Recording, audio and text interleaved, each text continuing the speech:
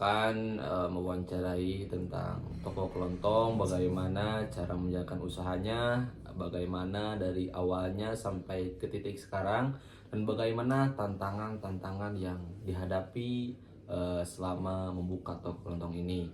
Nah, jadi buat kalian yang sedang bingung untuk merintis bisnis atau yang sedang berbisnis warung tetapi butuh pengalaman dari orang lain, mungkin kalian bisa menonton video ini. Oke, gaskan. Ya, assalamualaikum warahmatullahi wabarakatuh. Kita lokasi warungnya yang beralamat di Jalan Sukakarya, Kampung Babakan RT 3 RW 12, Kecamatan Bendayong. Dan ini contoh-contohnya ya. Silahkan mau review.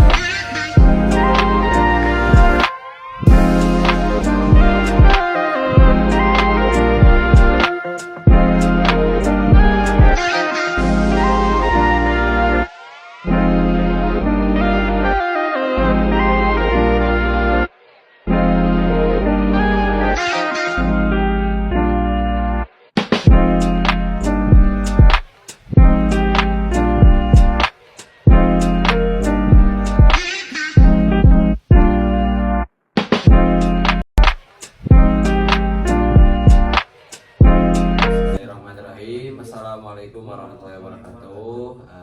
Kita di sini akan mewawancarai toko yang bernama Bu Dewi, Aisyah Bu Dewi.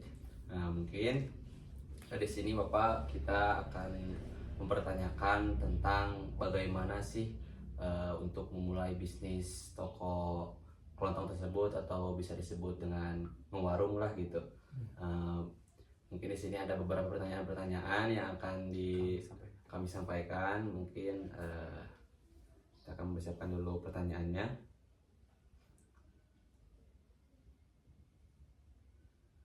Mungkin yang pertama, dari profil usaha, dari kapan sih gitu Bapak membuka usaha ini, atau dengan kata lain sejak kapan berdiri perusahaan toko ini, Pak?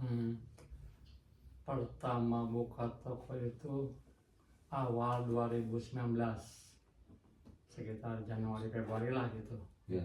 Pertama buka itu, cuma pas pertama itu bukan di sini tempatnya, di seberang di garasi. Iya. Waktu itu ya istilahnya kecil-kecilan lah gitu. Iya. Tokonya aja sekitar ukuran paling 3 meter lah lebarnya 3 meter, paling panjangnya sekitar, Sebelum pindah itu, Pak? sebelum pindah sekitar 7 meter lah. Itu pertama kali buka itu 2019 waktu itu. Baik Pak. Mungkin apa alasan awal Bapak untuk memulai usaha ini, Pak? Oh iya, waktu itu kan karena mau buka toko itu, usaha yang dulu itu sebelum toko itu kan saya kan usahanya di bidang lain ya. Oh ya. Istilahnya bangkrut lah gitu.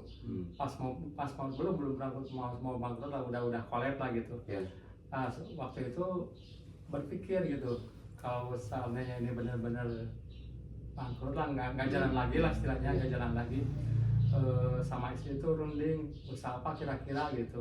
Yeah. Nah kebetulan waktu itu setelah runding, coba aja lah buka warung istilahnya gitu ya. Iya. Nah, buka warung gitu.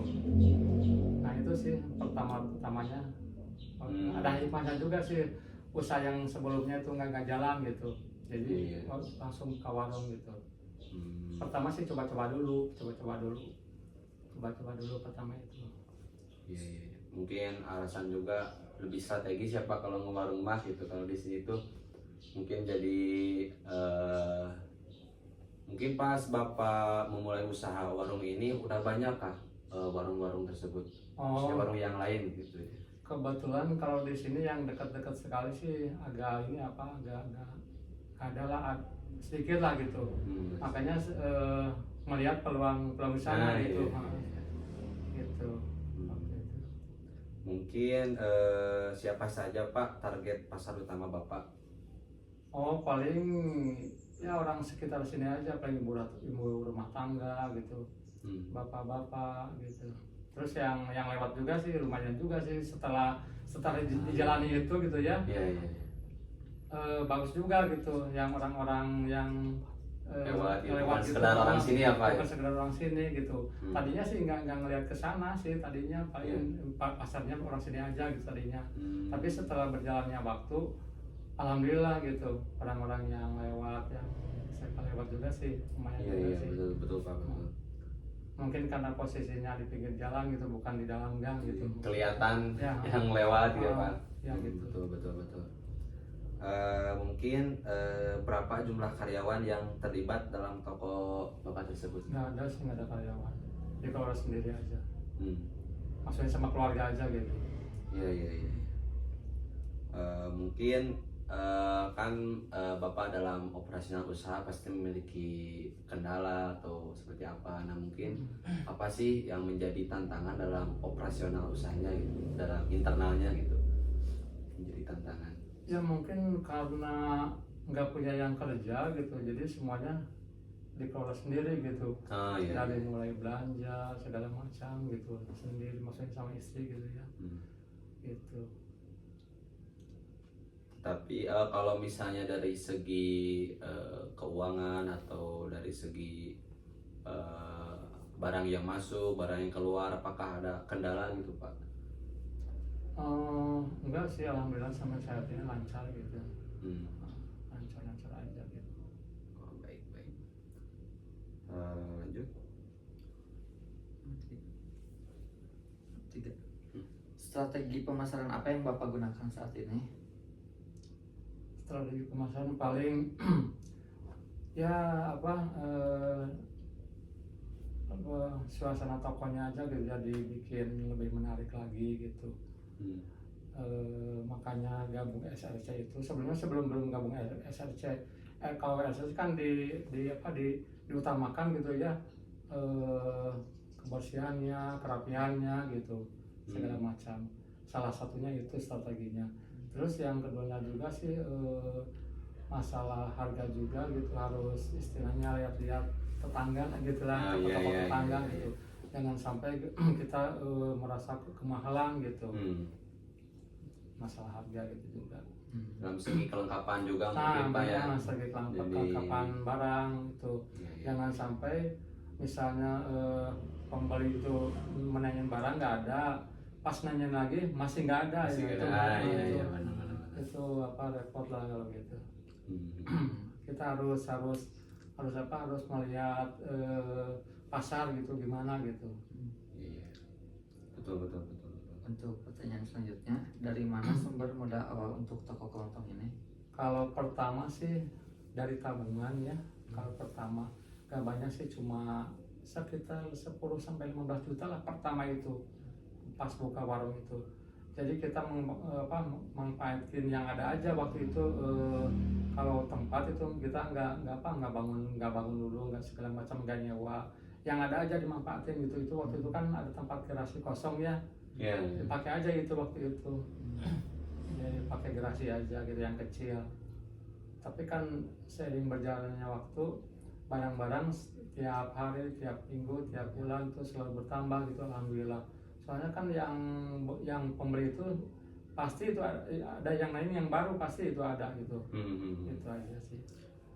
Untuk sekarang pembukuan itu dilakukan manual atau pakai aplikasi? Masih manual, masih manual. Catatan manual ya Catatan Pak. manual. Masih Pak Baliur lah gitu. Satu-satuin Iya, iya, bang iya. ini, bang ini, bang ini gitu. Iya iya iya. Kendala dari karyawan juga ya Pak. Maksudnya masih dikelola sendiri gitu. Oh, Jadi kurang ini. terus pengetahuannya juga mungkin kurang lah gitu. Iya.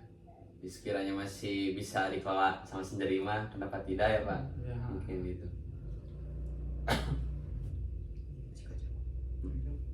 Jadi kan Pak sekarang ini teknologi dan digitalisasi udah mulai masuk ke usaha-usaha kecil, Ya.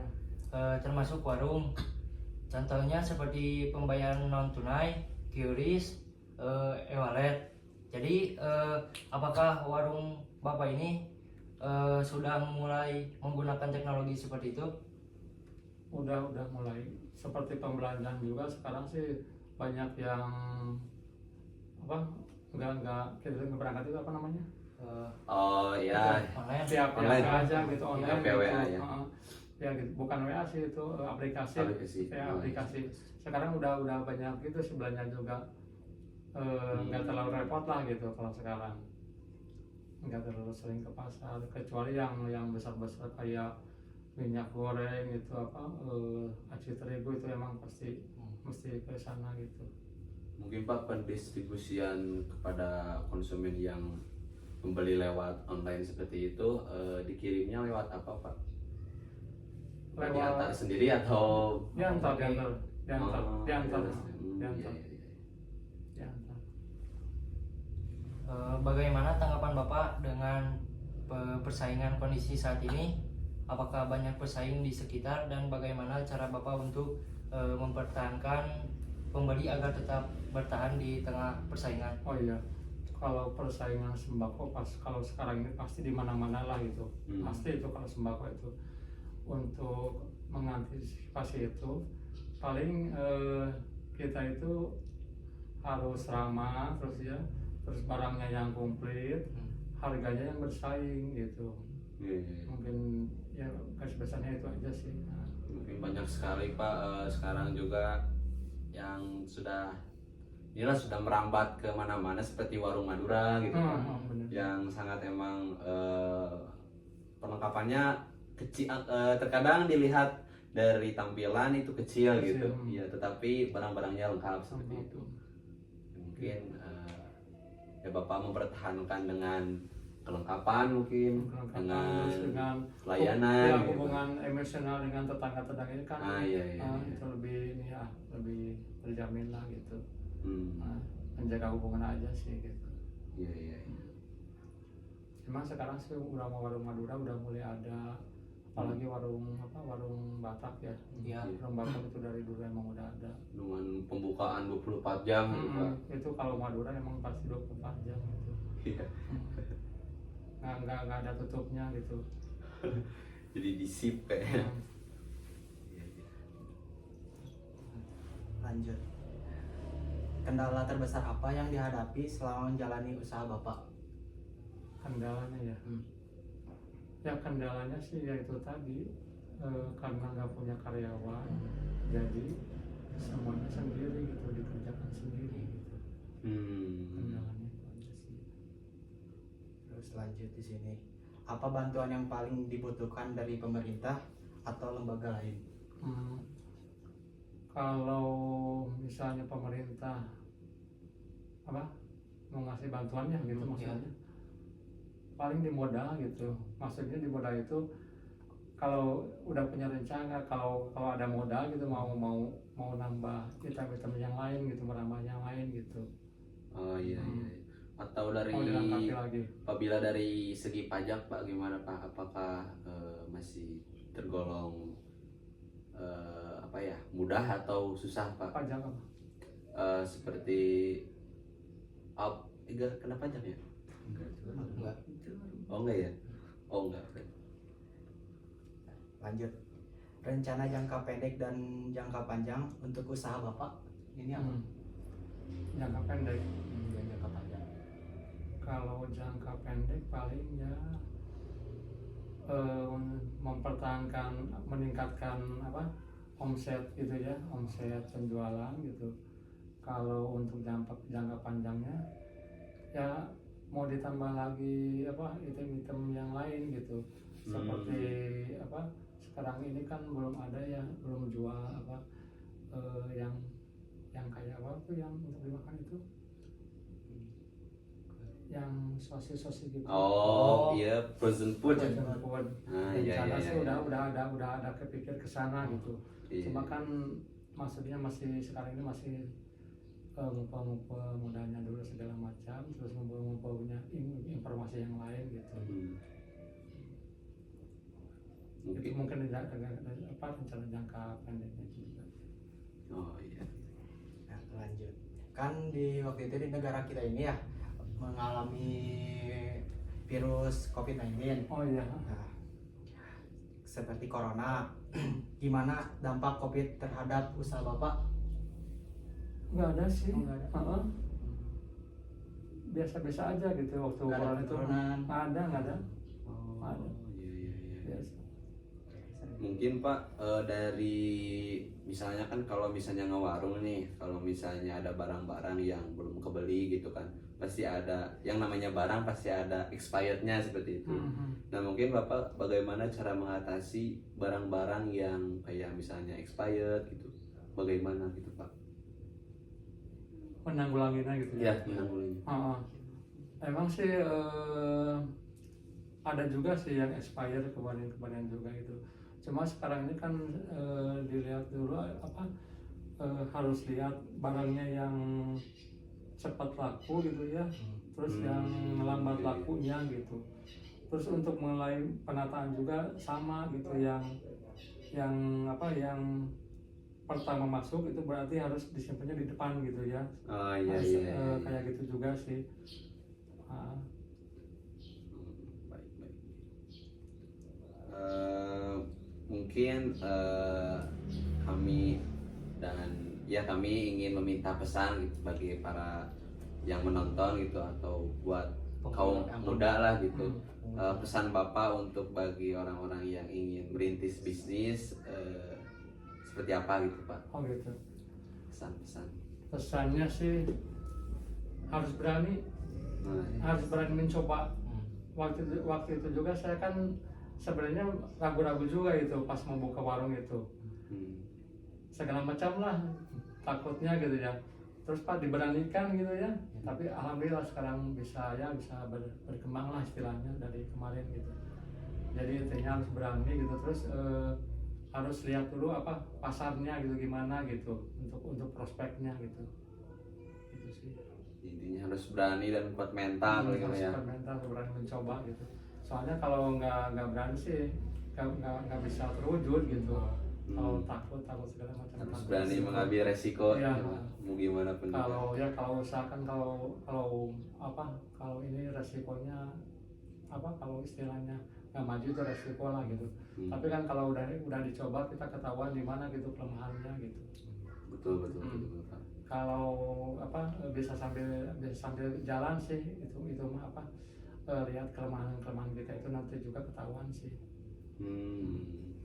Jadi mungkin buat kalian yang sedang menonton bisa mendengarkan pesan Bapak bahwa anak muda sekarang jangan terlalu bingung dan jangan terlalu takut untuk membuka usaha bisnis, karena tanpa keberanian mungkin tidak akan bergerak apapun gitu. Jadi pesannya mungkin kita harus berani untuk memulai bisnis, kita harus berani juga mengambil resiko, mau itu bagaimanapun harus kita terima. Nah mungkin hal tersebut harus dimiliki dengan kesabaran, ketabahan, dan selalu optimis bahwa ketika kita bergerak, Allah pasti membukakan jalannya. Mungkin seperti itu. Baik Pak, mungkin segitu saja yang bisa kami sampaikan. Terima kasih atas waktunya. Sama-sama. Mohon maaf jika kami mengganggu waktunya Pak. Enggak. Mungkin segitu saja teman-teman. Terima kasih yang sudah menonton. Assalamualaikum warahmatullahi wabarakatuh.